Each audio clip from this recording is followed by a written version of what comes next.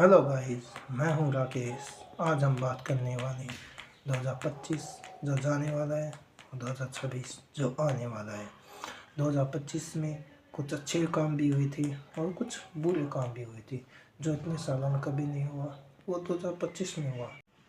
जैसे महाकुंभ इतने सालों बाद 2025 में आया था और उसमें कितनी भीड़ जमा हुई थी और उसमें एक हमला भी हुआ जिससे उसमें कितने लोगों की जान भी चली गई थी। वो भी 2025 में ही हुआ था।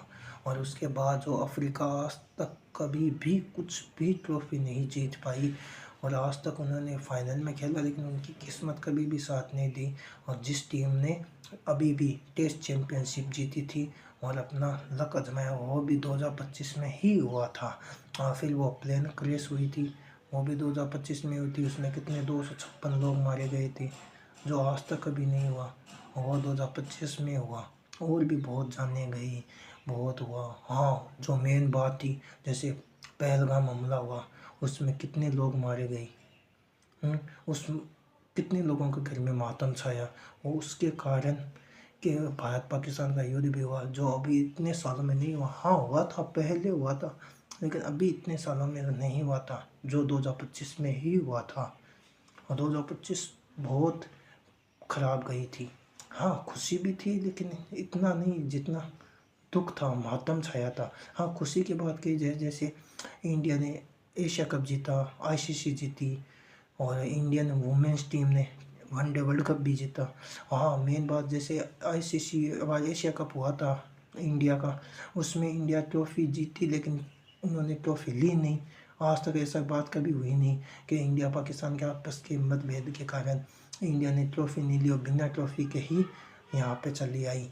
क्यों? क्योंकि उन्होंने कहा हम पाकिस्तान के हाथों से ट्रॉफी नहीं लेंगे, इसलिए वो बिना ट्रॉफी के ही यहाँ पे चली आई।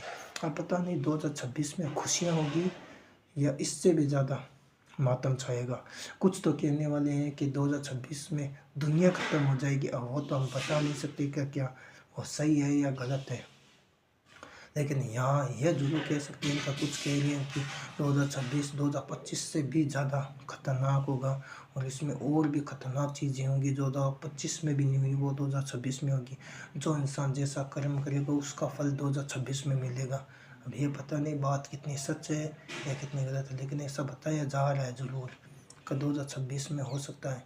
अब पता नहीं वो सच है या गलत है, लेकिन हाँ 2026 में खुशी हो तो अच्छी बात है। दुख का क्या है, कुछ नहीं, मतलब फालतू घर में दुख का मातम छाएगा उसमें से क्या मतलब चलेगा। हाँ, लेकिन अगर खुशियाँ होगी तो अच्छी बात है और खुशी से ही साथ कुछ है।